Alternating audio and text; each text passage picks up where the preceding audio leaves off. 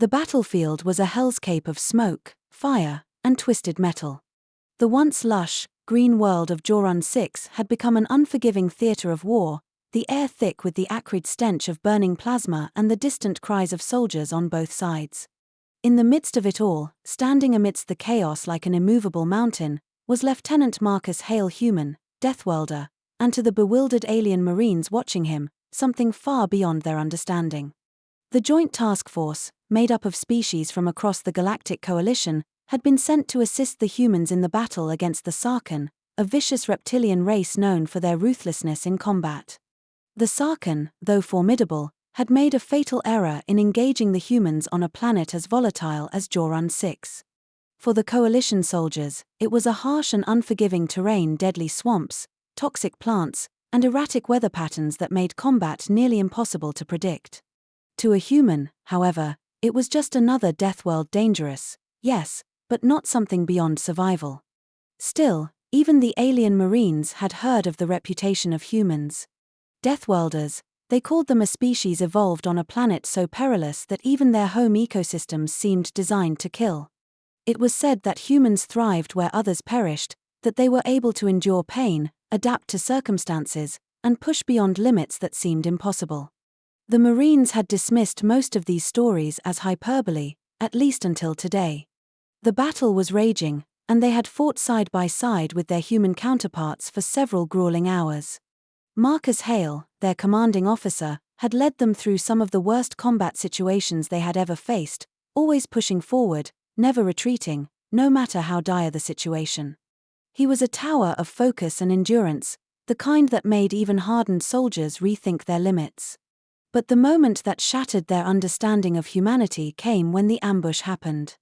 The Sarkhans, having regrouped after their initial defeats, had set a devastating trap. They unleashed heavy artillery on the human forward positions, creating a storm of plasma fire and shrapnel that decimated the front lines. It was during this chaos that the Marines witnessed the impossible. Lieutenant Hale was charging ahead, leading a flanking maneuver to outflank the Sarkhan's artillery position. In a flash, a Sarkhan mortar hit, sending a piece of red-hot shrapnel flying through the air like a buzzsaw. There was a moment where everything seemed to move in slow motion as the shard of metal sliced cleanly through Marcus's right arm, severing it just below the shoulder. To the alien Marines who saw it, time seemed to freeze. The lieutenant's arm, still holding his rifle, fell to the ground in a sickening thud, a geyser of blood spraying into the air. For them, the sight was horrifying, the kind of injury that should have incapacitated anyone, any normal being, that is. But Marcus Hale wasn't normal. He didn't stop. He didn't scream in agony, didn't fall to the ground in shock or writhe in pain as most of the Marines expected him to.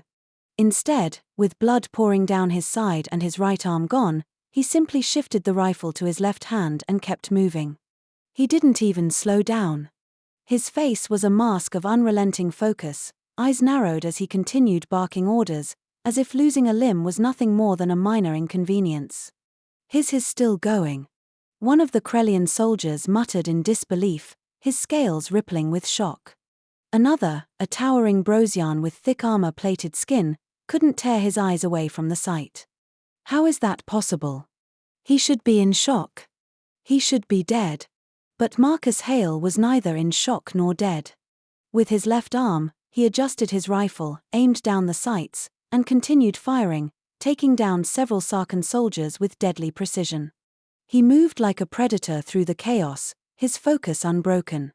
Blood continued to drip from the severed stump of his arm, but it was as if his body had simply decided to ignore it. The alien Marines could barely comprehend what they were seeing.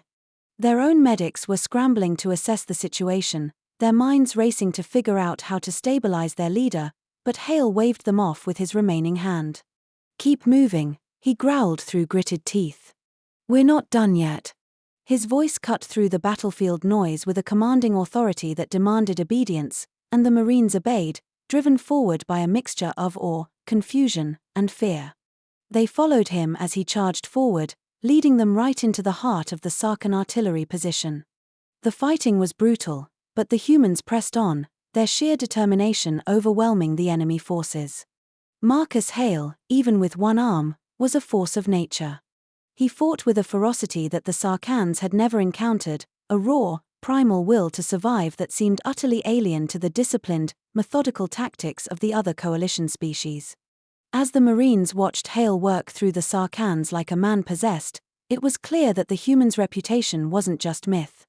They truly were something else, something that defied every logical expectation. By the time the artillery position was taken, the Sarkans had been routed, and the remaining forces had either fled or surrendered. The Marines stood amidst the wreckage, their bodies aching and exhausted, but their eyes all fixed on Marcus Hale. The human, now soaked in blood his own and the enemy's, finally allowed himself a moment to stop. A medic rushed to him, trying to assess the damage, but Marcus just waved them away again. Later, he grunted, wincing slightly as he glanced down at the stump of his arm. "We've got to regroup. Make sure everyone's accounted for."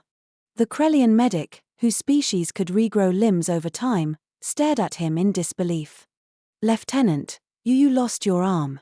You need immediate medical attention." Hale glanced at the alien medic, then back at his blood-soaked uniform. He gave a weary chuckle. "Yeah, I noticed. Patch me up enough to keep going, and we'll deal with the rest later."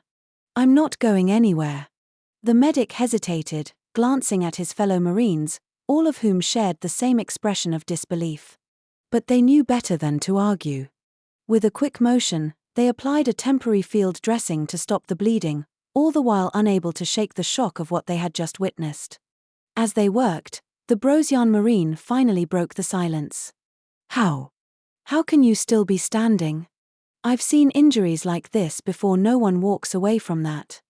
Hale shrugged, his voice tired but still filled with that unbreakable human determination. "You learn to keep going. Pain's just a signal, right? A reminder you're still alive. Long as you can move, you can fight." The Marines exchanged glances, their alien faces reflecting a mixture of awe and respect. They had always considered themselves hardened warriors, forged in the fires of countless battles, but this was something else. The Krellian, who was still tending to Hale, shook his head in disbelief. "This is why they call you Deathworlders. This resilience, this ability to fight through such injury, how? It defies reason." Hale, despite the pain and exhaustion settling into his body, grinned a grin filled with a strange, almost unsettling sense of pride. "You adapt. You survive. That's what we do." As the field dressing was secured, Marcus finally allowed himself a moment to sit, his body finally acknowledging the toll the battle had taken. The alien Marines gathered around him, their awe palpable. In that moment, they realized they had seen something that would be told and retold in stories for years to come. Lieutenant Marcus Hale, a human, had continued to fight after losing a limb, and in doing so, he had shown them what it truly meant to be a Deathworlder, an unrelenting force of nature, forged by a world that demanded nothing less than survival against impossible odds. And as the sun set on the war-torn landscape of Joran 6, the alien Marines couldn't help but wonder if they would ever truly understand the sheer tenacity of the human spirit.